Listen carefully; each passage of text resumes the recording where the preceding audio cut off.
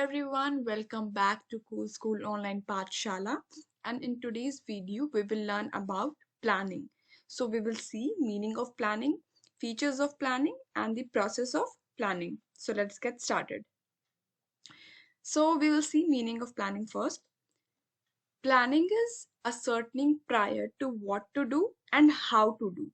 ठीक है, तो प्लानिंग एक वो प्रोसेस है जिसके थ्रू हम ये चीज असर्टेन करते हैं या डिटरमाइन करते हैं पहले से ही कि हमें बेसिकली करना क्या है और कैसे करना है.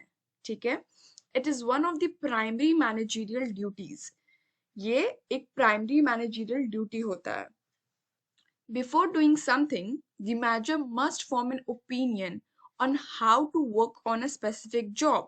कोई भी काम करने से पहले एक मैनेजर एक ओपिनियन फॉर्म करता है एक पर्टिकुलर स्पेसिफिक जॉब के बारे में. ठीक है, hence planning is firmly correlated with discovery and also creativity.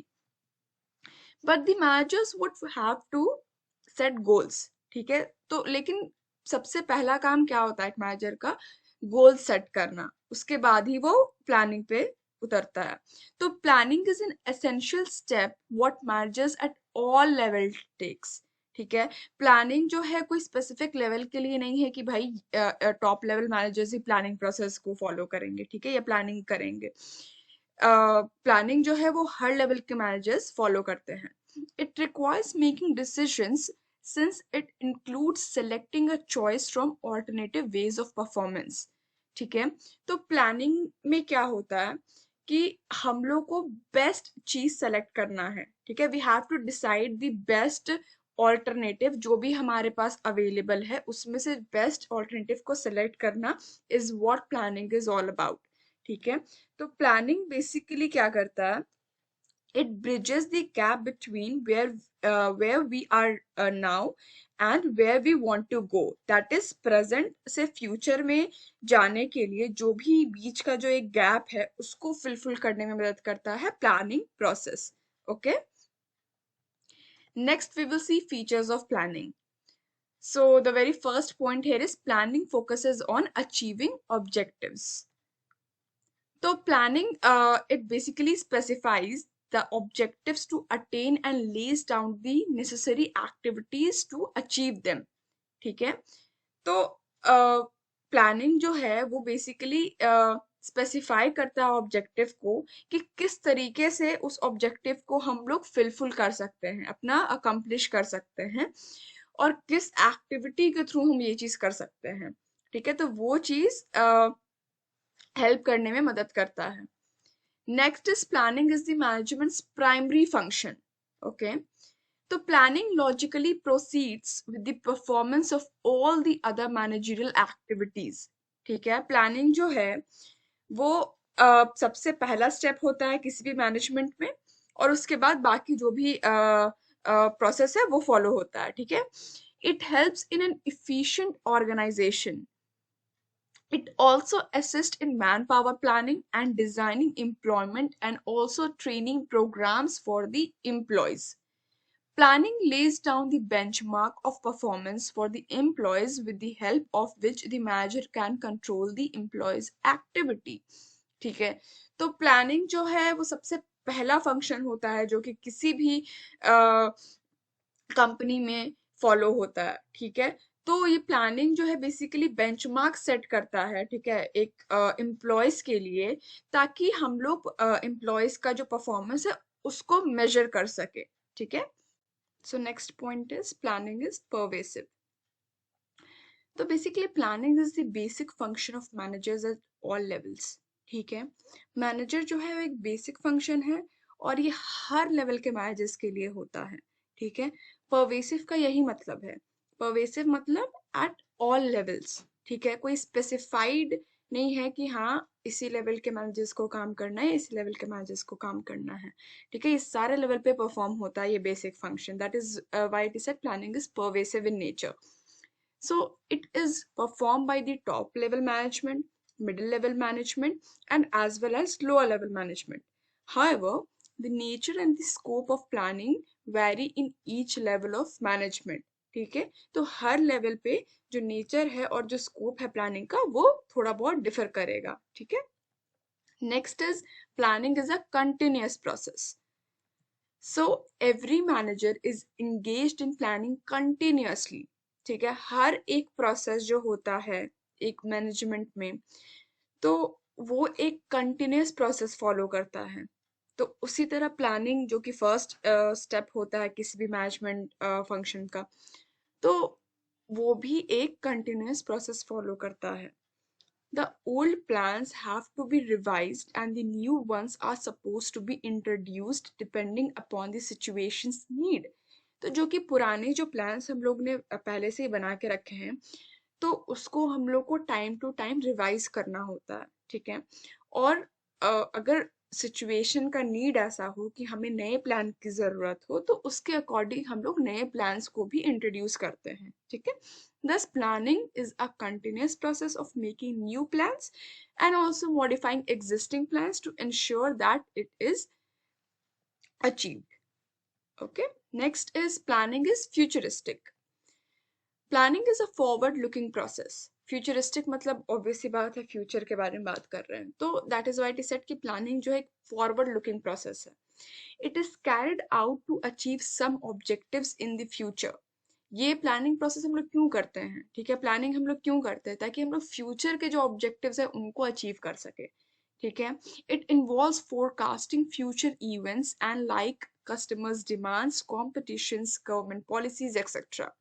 Forecasting मतलब कोई भी चीज काम करने से पहले अगर हम उसको अच्छे तरीके से फोरकास्ट करते हैं, उसके बारे में पता करते हैं, ठीक है, एनालाइज करते हैं चीजों को, तो that is what forecasting is.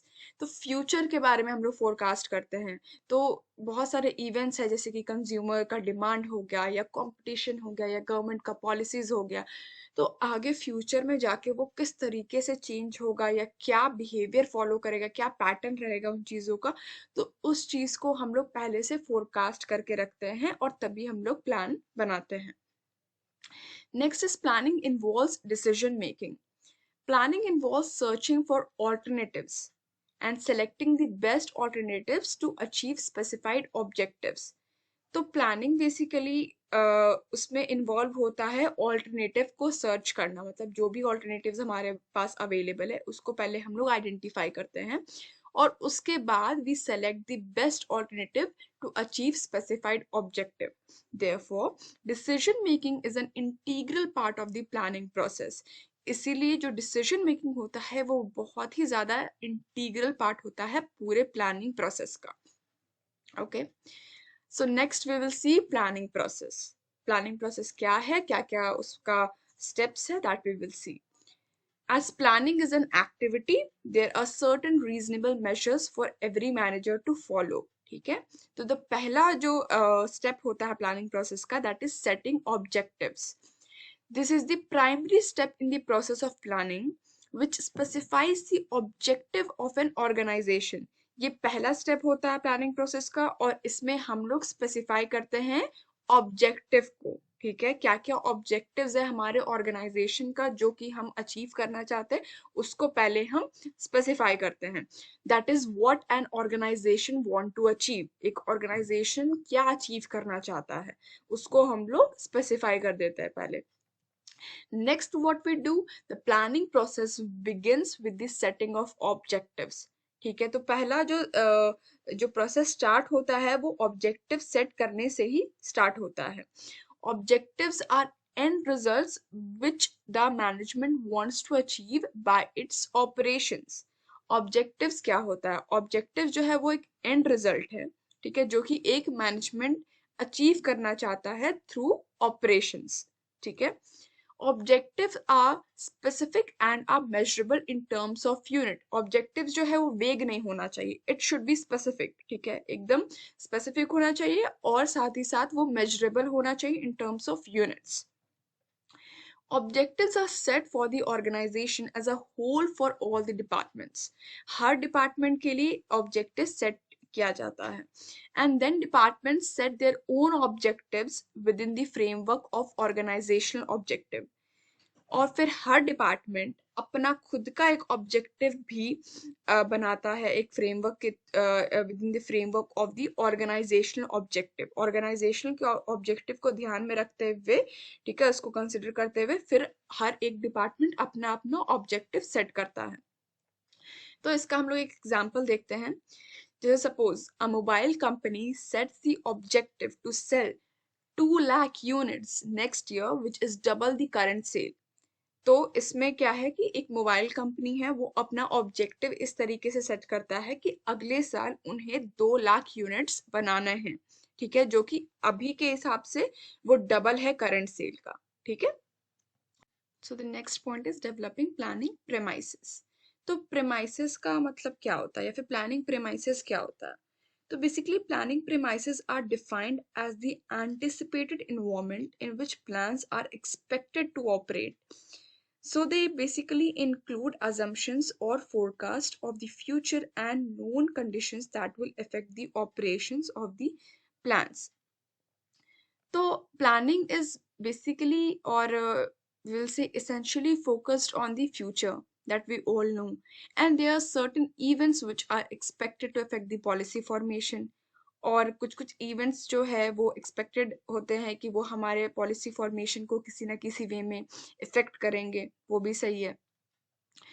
तो such events are external in nature, और इस तरह के जो इवेंट्स होते हैं, ठीक है, जो कि किसी ना किसी वे में हमारे पॉलिसी फॉर्मेशन को इफेक्ट करेंगे, वो एक्सटर्नल नेचर के होते हैं। And affect the planning adversely if ignored. और अगर उस इवेंट्स को हम लोग इग्नोर कर दे तो हम लोग का प्लानिंग पे जो है उसका बहुत ज्यादा एडवर्स इफेक्ट पड़ता है। So their understanding and fair assessment are necessary for effective planning. तो उन इवेंट्स को अच्छी तरीके से समझना, उनका फेयर असेसमेंट करना, वो बहुत ही ज़्यादा नेसेसरी हो जाता है इफेक्टिव प्लानिंग के लिए। Such events are the assumptions on the basis of which plans are drawn. तो इस तरीके के जो इवेंट्स है वो बेसिकली assumptions होते हैं जिसके बेसिस पे हम लोग अपना प्लान जो है वो बनाते हैं। So that is what is known as planning premises. Hope that is clear to you all. So let's see an example. So the mobile phone company has set the objective of 2 lakh units sale on the basis of forecast done on the premises of favorable government policies towards digitization of transactions. ठीक है, तो हम लोग क्या देखें, ठीक है, हम लोगों ने पहले फोरकास्ट किया, फ्यूचर फोरकास्टिंग किया गवर्नमेंट के पॉलिसीज के ऊपर। तो हम लोग ने देखा कि जो डिजिटाइजेशन ऑफ ट्रांजैक्शंस है उसके तरफ एक फेवरेबल जो है गवर्नमेंट पॉलिसीज बना रहे हैं। तो उसके बेसिस पे हम लोगों ने फिर अपना ऑब्जेक्टिव सेट किया, जो कि था कि हम लोग को 2 लाख यूनिट जो है वो सेल करना है, ठीक है। So the next point is, और the next step is identifying alternative courses of action. Once objectives are set, assumptions are made, ठीक है। Then the next step is to act upon them. पहले हम लोग ऑब्जेक्टिव सेट कर लिए, assumptions भी बना लिए, अब नेक्स्ट स्टेप क्या है, to act upon them. There may be many ways to act and achieve objectives. बहुत तरीके के वेज है जिसके थ्रू हम वो जो ऑब्जेक्टिव जो हमने सेट किया है उसको हम लोग अचीव कर सकते हैं, that is also true. All the alternative courses of action should be identified.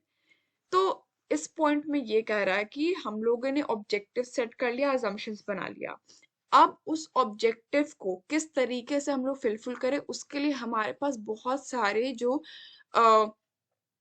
Courses of actions है वो, और वी कैन से कि ऑल्टरनेटिव्स जो है अवेलेबल है। तो उनमें से हमें बेस्ट ऑल्टरनेटिव को आइडेंटिफाई करना है। Sorry, not best alternative, first you have to identify सारे ऑल्टरनेटिव, ठीक है। सारे ऑल्टरनेटिव को पहले हम लोग आइडेंटिफाई करेंगे किस किस वे में हम अपना ऑब्जेक्टिव अचीव कर सकते हैं, and after that we will select the best one from the available alternatives. So example here will be The mobile company has many alternatives like reducing price, अपने प्राइस कम कर सकता है मोबाइल कंपनी, या फिर increasing advertising and promotion, advertising और promotion को बढ़ा सकता है ताकि ज्यादा सेल हो, या प्राइस रिड्यूस करने से भी उसका सेल बढ़ेगा, या फिर आफ्टर सेल सर्विसेज प्रोवाइड कर सकता है जिसके कारण सेल्स इंक्रीज होगा। तो ये सारे ऑल्टरनेटिव्स है, इनमें से बेस्ट ऑल्टरनेटिव जो होगा वो हम लोग सेलेक्ट करते हैं in this process. Next is evaluating alternative course of action. In this step, the positive and negative aspects of each alternative needs to be evaluated in the lights of objectives to be achieved. तो इससे पहले वाले step में हम लोगों ने जितना भी ऑल्टरनेटिव था, ठीक है, अवेलेबल उस ऑब्जेक्टिव को अकम्प्लिश करने के लिए, वो हम लोगों ने नोट डाउन कर लिया कि हाँ भाई ये सारे ऑल्टरनेटिव्स अवेलेबल है जिसके थ्रू हम अपना ऑब्जेक्टिव को फिलफिल कर सकते हैं। अब उसके बाद जो नेक्स्ट स्टेप है उसमें हम लोग क्या करते हैं, हर एक ऑल्टरनेटिव का पॉजिटिव और साथ ही साथ नेगेटिव एस्पेक्ट जो है उसको हम लोग इवैल्यूएट करते हैं, ठीक है, अच्छे से समझते हैं, नोट डाउन करते हैं कि क्या क्या पॉजिटिव पॉइंट्स है, क्या क्या नेगेटिव पॉइंट्स है। Every alternative is evaluated in terms of lower cost, lower risk, and high returns within the planning premises and within the availability of capital. तो जो alternatives है हम लोग उसको किस बेसिस पे इवेल्युएट करते हैं, हम लोग इवेल्युएट करते हैं उस alternatives को on in terms of lower cost, कि कॉस्ट क्या है, सबसे कम कॉस्ट किस ऑल्टरनेटिव में लग रहा है, या फिर सबसे कम रिस्क किस ऑल्टरनेटिव में है, और सबसे ज्यादा रिटर्न्स किस में मिल रहा है, ठीक है। तो ये सारे बेसिस पे हम लोग इवेल्युएट करते हैं। Example, the mobile phone company will evaluate all the alternatives and check it pros and cons, ठीक है। तो मोबाइल कंपनी जो है जितने भी ऑल्टरनेटिव्स उन्होंने नोट डाउन किए थे उनको उसका जो है प्रोज और कॉन्स वो लोग वो सारी चीजों को, पॉजिटिव पॉइंट्स और नेगेटिव पॉइंट्स दोनों को इवेल्युएट करेंगे and then they will decide कि हाँ कौन सा बेस्ट ऑल्टरनेटिव है। So that is what our next point is, that is selecting one best alternative. तो हम लोगों ने इवेल्युएट कर लिया है, ठीक है। अब हम लोग का नेक्स्ट स्टेप है कि हम लोग बेस्ट जो ऑल्टरनेटिव है उसको सेलेक्ट करेंगे। So the best plan which is the most profitable plan, जो कि सबसे ज्यादा प्रॉफिटेबल प्लान है and with minimum negative effects, और जिसका सबसे कम नेगेटिव इफेक्ट्स है, is adopted and then also implemented. In such cases, the manager's experience and judgment play an important role in selecting the best alternative. पर ये जो alternative select करना है उसमें मेन रोल किसका आ जाता है, मैनेजर्स का, ठीक है, क्योंकि मैनेजर्स जो है they experience and also the judgement जो वो करते हैं वो बहुत ही ज्यादा इंपॉर्टेंट रोल प्ले करता है इन सेलेक्टिंग द बेस्ट ऑल्टरनेटिव, ठीक है। तो उनका बहुत ही ज्यादा इंपॉर्टेंट रोल होता है सिलेक्शन ऑफ ऑल्टरनेटिव में।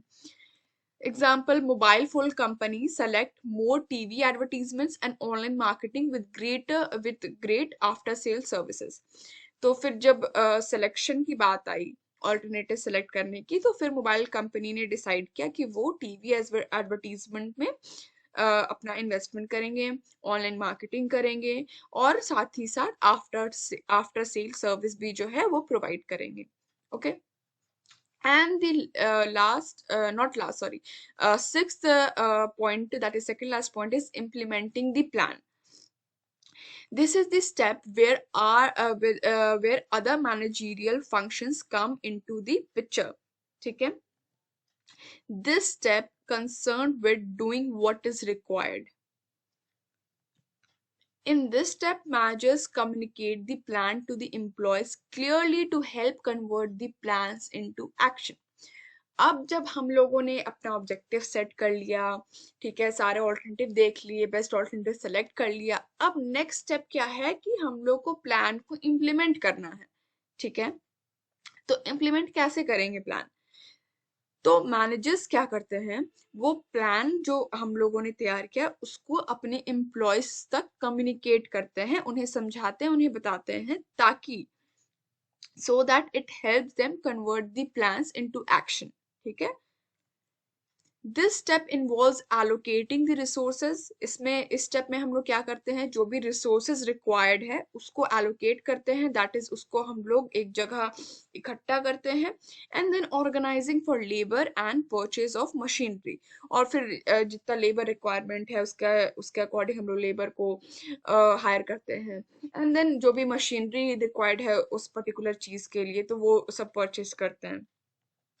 So example that mobile phone company hire salesman on a large scale, ठीक है, तो वो सेल्समैन को हायर करते हैं बहुत ही ज्यादा बड़े स्केल पे। And also creates TV advertisements, also starts online marketing activities and sets up services workshops.